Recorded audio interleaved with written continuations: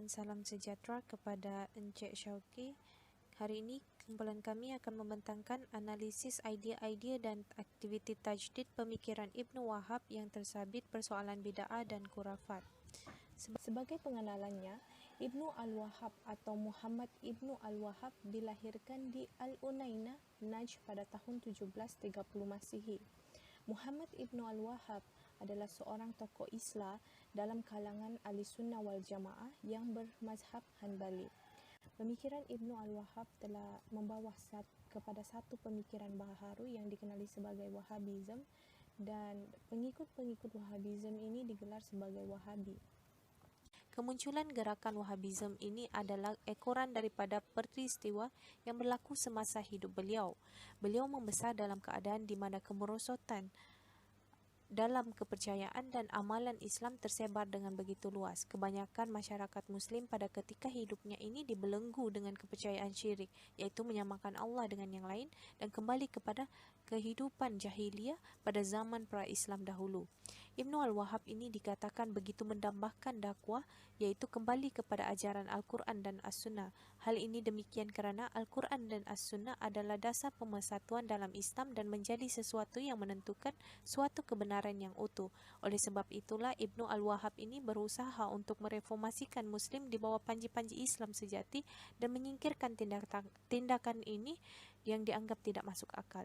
Konsep pemikiran beliau berpegang teguh kepada ajaran agama Islam inilah yang membuatkan beliau mengambil langkah untuk menghapuskan unsur-unsur bid'ah, khurafat dan syirik ini dengan mengambil gerakan Wahhabism. Assalamualaikum dan salam sejahtera. Nama saya Nur Sabrina Abirid. Saya akan membentangkan tentang idea-idea pemikiran Ibnu Wahab mengenai persoalan bid'ah dan juga khurafat. Saya mulakan dengan idea mengenai syirik dan juga khurafat.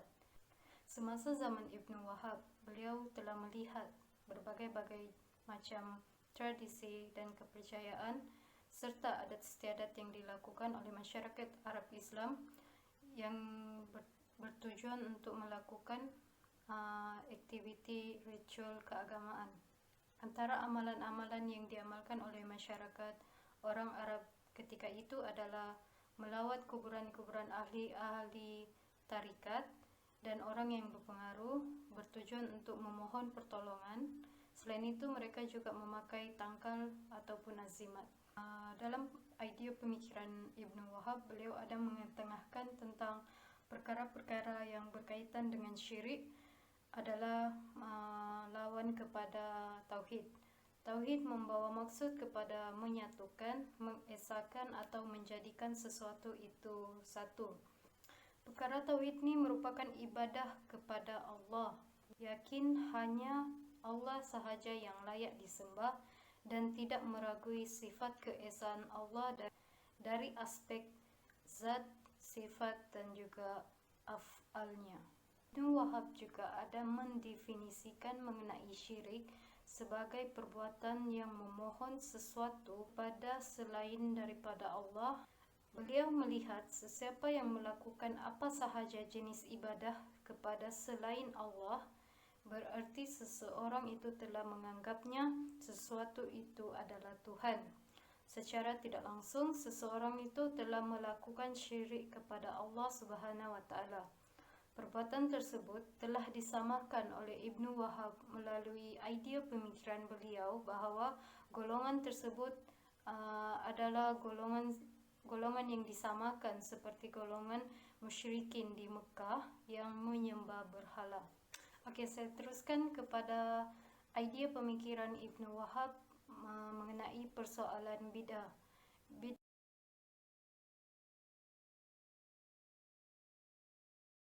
Ibnu Wahab dan juga gerakannya berjuang untuk menghapuskan amalan bid'ah dalam kalangan masyarakat Arab melalui gerakan pemurnian dalam bidang akidah. Okey, kekufuran kepada Allah, penafsiran Al-Quran dengan takwil iaitu interpretasi bebas, dan segala bentuk perbuatan yang melanggar syariat Islam dianggap oleh Ibnu Wahab sebagai bid'ah. Seterusnya kita beralih kepada aktiviti tajdid berdasarkan pemikiran Ibnu Wahab berkenaan dengan persoalan bid'ah dan khurafat. Jadi seperti yang kita ketahui bahawa persoalan bid'ah dan khurafat ni adalah perkara yang bertentangan dengan ajaran Islam yang membawa kesesatan kepada mereka yang mengamalkannya. Oleh itu, Ibn Wahab adalah antara salah satu tokoh reformis Islam yang menentang masyarakat Islam terlibat dalam pengamalan bid'ah dan khurafat ini. Jadi terdapat beberapa perkara yang dilakukan oleh Ibn Wahab ini dalam menjawab persoalan bid'ah dan khurafat dalam kalangan masyarakat Islam sezamannya. Poin yang pertama sini adalah penghapusan unsur-unsur syirik. Jadi antara usaha yang dilakukan oleh Ibn Wahab dalam menangani persoalan bid'ah dan khurafat adalah menghapuskan unsur-unsur syirik yang diamalkan oleh umat Islam. Jadi justru penekanan dakwanya kebanyakan dijuruskan kepada pembasmian syirik. Jadi Ibn Wahab memberikan penekanan kepada aspek ibadat. Jadi membuatkannya mendefinisikan syirik itu sebagai memohon sesuatu hajat kepada selain Allah atau mempersembahkan apa-apa ibadat selain Allah. Jadi Ibn Wahab ini meletakkan pengamal bid'ah dan khurafat ini yang setaraf dengan kedudukan golongan musyrikin yang mentauhidkan rububiyah Allah tetapi masih memohon hajat kepada berhala, malaikat atau orang-orang soleh dianggap sebagai rakan kongsi Allah yang sama-sama mempunyai hak membuat keputusan. Jadi apa yang dilakukan oleh Ibn Wahab ini adalah dengan merobohkan tempat-tempat ataupun kawasan-kawasan yang telah dianggap keramat dan menjadi tempat pemujian masyarakat Islam seperti merobohkan kubah di atas kubur Zaid bin Ibn Khattab dan kubur-kubur lain. Ibn Wahab juga telah memotong sebatang pokok yang dianggap keramat oleh orang ramai terutama mereka yang terikat dengan amalan tradisional. Ibn Wahab telah memandang perkara ini sebagai benda yang khurafat. Jadi beliau berhujah jika hendak memohon sesuatu seharusnya memohon kepada Allah Subhanahu Wa Taala dan bukannya melalui alam sekitar, berhala dan elemen-elemen bumi sebagai kepercayaan. Oleh yang demikian, Ibn Wahab telah melakukan perkara tersebut bagi menghapuskan segala unsur-unsur syirik yang terperap dalam amalan masyarakat Islam pada waktu itu. Selain itu, aktiviti tajdid yang dilakukan oleh Ibn Wahab juga adalah melalui gerakan Wahabi. Jadi Ibn Wahab ini telah melakukan gerakan Wahabi bertujuan untuk pemurnian akidah dan pembaharuan Islam berlandaskan ajaran Islam yang benar daripada persoalan-persoalan yang menyimpang dalam tradisi masyarakat seperti persoalan bid'ah dan khurafat. Isu-isu kontroversi yang telah diwujudkan oleh gerakan Wahabi ini adalah seperti menolak tahlil arwah, talqin mayat, wirid selepas solat fardu, bacaan Yasin pada malam Jumaat dan sebagainya yang bersifat khilafiyah serta cenderung ke arah memecah belahkan perpaduan umat Islam. Jadi memangnya gerakan Wahabi telah memusnahkan kawasan-kawasan yang menjadi tempat untuk masyarakat Islam melakukan pemujaan seperti pemujaan terhadap kuburan para syaikh dan wali-wali. Oleh itu gerakan Wahabi ini meruntuhkan segala bina-binaan masyarakat Islam. Dengan tindakan yang dilakukan oleh gerakan Wahabi adalah untuk membawa kembali umat Islam ke jalan berlandaskan Al-Quran dan As-Sunnah tanpa mencampur adukan persoalan bid'ah dan khurafat dengan ajaran Islam. Kemudian aktiviti tajdid yang boleh dilihat adalah dengan penulisan-penulisan kitab beliau. Ibn Wahab telah menerima pendidikan awal daripada ayah dan datuknya menerusi dalam mazhab Anbali. Ibn Wahab meneruskan pendidikan sehingga ke Madinah dan berguru dengan Sulaiman Al-Qurdi dan Syekh Muhammad Hayyat Al-Sindi. Daripada itu beliau banyak terpengaruh dengan kritikan terhadap persoalan-persoalan yang bertentangan dengan ajaran Islam sebenar iaitu persoalan bid'ah dan khurafat. Ibn Wahab telah menggunakan platform penulisan sebagai antara langkah tajdid beliau dalam mementeras persoalan bid'ah dan khurafat. Antara penulisan beliau adalah seperti tafsir surat Al-Fatihah, Mukhtasar Sahih Al-Bukhari, Mukhtasar Sirat Al-Nabawiyah, Kitab Al-Tauhid dan banyak lagi. Jadi penulisan beliau menekankan persoalan yang membetulkan ajaran tauhid masyarakat Islam yang tersasar. Ini adalah antara 8 pendapat Ibn Wahab. Yang pertama, yang boleh dan harus disembah hanyalah Tuhan dan orang-orang yang menyembah selain Tuhan adalah menjadi musyrik dan boleh dibunuh. Yang kedua, kebanyakan orang Islam bukan lagi penganut faham tauhid yang sebenar kerana mereka meminta pertolongan bukan lagi kepada Tuhan tetapi kepada para syekh atau wali dari kekuatan gaib. Orang Islam demikian juga telah menjadi musyrik. Yang ketiga, menyebut nama Nabi, syekh atau malaikat sebagai perantara dalam doa juga merupakan syirik. Yang keempat, meminta syafaat selain kepada Tuhan adalah syirik. Yang kelima, bernazar kepada selain Tuhan juga syirik. Yang keenam, memperoleh pengetahuan selain dari Al-Quran, hadis dan qiyas merupakan kekufuran. Yang ketujuh, tidak percaya kepada qadar dan qadar Tuhan juga merupakan kekufuran. Dan yang ke-8, penafsiran Al-Quran dan takwil adalah kufur. Oleh itu, dengan adanya penulisan-penulisan Al-Wahab ini berusaha untuk membuka mata dalam kalangan masyarakat Islam agar dapat menghapuskan persoalan bid'ah dan khurafat dalam masyarakat Islam. Seterusnya adalah analisis. Sebagai analisis kami, fahaman dan idea pemikiran Ibnu Al-Wahhab ini terutamanya mengenai persoalan bid'ah dan khurafat begitu meluas dan menjadi dasar pembaharuan dalam negara-negara Islam yang lain, misalnya negara-negara Islam di Asia Tenggara. Jika diteliti, ajaran yang dibawakan oleh Ibnu Al-Wahhab ini adalah satu ajaran yang dianggapkan berteraskan Al-Quran dan As-Sunnah yang menolak bid'ah dan khurafat. Oleh yang demikian, gerakan reformasi Islam dalam pembawaan gerakan Wahhabisme ini telah digerakkan oleh Ibnu Al-Wahhab dan para pengikut beliau iaitu Wahhabi. Tindakan melabel diri mereka sebagai Wahhabi ini dikatakan adalah untuk membezakan diri mereka dan menyudutkan orang yang tidak bersependapat dengan pahaman dan konsep Wahhabisme ini. Ibnu Al-Wahhab hanya mengembangkan ajaran Islam klasik yang mana telah ditinggalkan oleh masyarakat yang jahil dalam mempelajari agama Islam. Hal ini demikian kerana unsur menongkok tambah dalam Islam yang dianggap sebagai bid'ah dan menyamakan kuasa Allah dengan sesuatu yang lain seharusnya dihapuskan daripada pemikiran masyarakat Islam. Idea-idea dan aktiviti tajdid pemikiran Ibnu Al-Wahhab ini dianggap sebagai satu gerakan yang dapat memperbetulkan akidah masyarakat Islam yang telah diracuni dengan fahaman luar yang telah hilang daripada fahaman sebenar Al-Quran dan As-Sunnah. Sebagai kesimpulannya, mungkin tidak keterlaluan jika dikatakan jika tiadanya ajaran atau gerakan reformasi Islam seperti yang dibawakan oleh Ibnu Al-Wahhab ini, sudah semestinya Islam dan umat Islam sudah jauh dari makna yang sebenarnya. Sudah jauh daripada ajaran agama Islam yang sebenar berlandaskan Al-Quran dan Sunnah. Hal ini demikian kerana ini adalah satu usaha tokoh Islam untuk berusaha mengembangkan Islam seimbang dengan perkembangan ajaran Orientalis Barat. Jika diperhatikan, kekuatan imperialisme dan kolonialisme Barat, Kristian dan Yahudi telah memaparkan satu kehancuran terhadap ajaran Islam yang sebenar. Penjajahan yang dilakukan bukan sahaja mampu menghancurkan Islam secara fizikalnya, tetapi juga dalam aspek Islam secara menyeluruh. Keadaan tersebut telah membawa kepada lemahnya kedudukan umat Islam hampir di seluruh dunia Islam, sehingga menjadi beban kepada para ulama dan intelektual Muslim untuk memikirkan, dan salah satu tokohnya adalah Ibnu Al-Wahhab. Artikel yang ingin dibincangkan merupakan artikel daripada Jurnal Islam dan Masyarakat Kontemporeri yang bertajuk Syekh Muhammad bin Abdul Al-Wahhab dan kaitannya dengan isu taksir.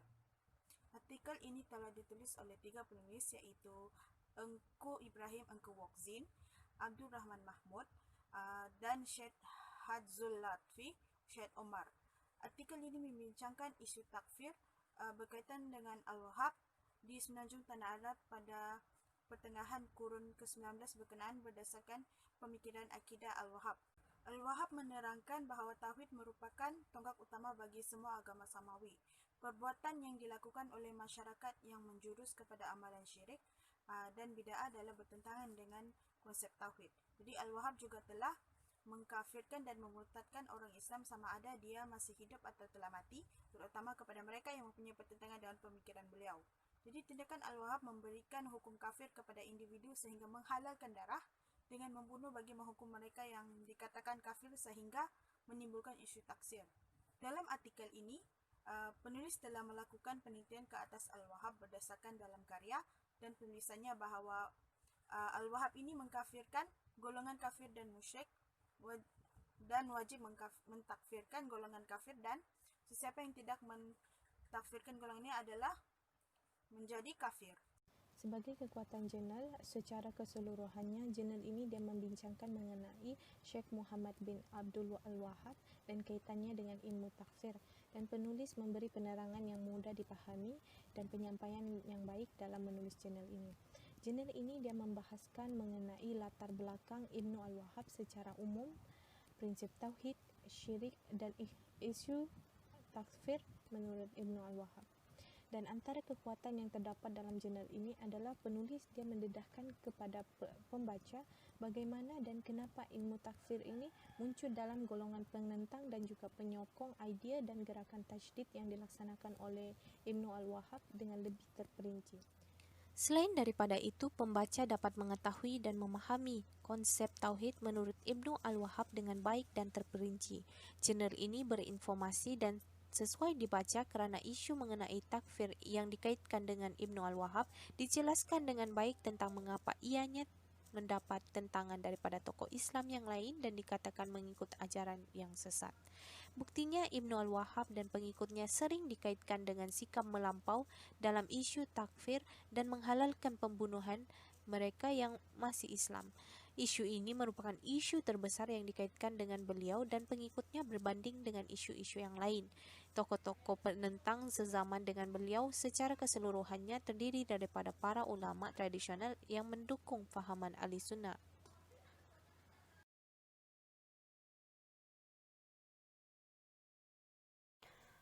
Kekurangan artikel ini boleh dilihat dari segi sasaran pembaca di mana ianya hanya ditujukan kepada warga pendidik atau pihak yang berkaitan dalam bidang pendidikan. Perkara yang saya maksudkan adalah masalah penggunaan istilah-istilah yang mungkin boleh mengelirukan pembaca. Contohnya terdapat penggunaan istilah-istilah yang tidak diberikan maksudnya dalam penerangan penulis dalam artikel ini. Penulis juga tidak memberikan penjelasan lebih khusus mengenai perkara-perkara yang dibincangkan seperti contoh-contoh yang sesuai dalam idea pemikiran Ibnu Wahhab yang dibincangkan dalam artikel tersebut.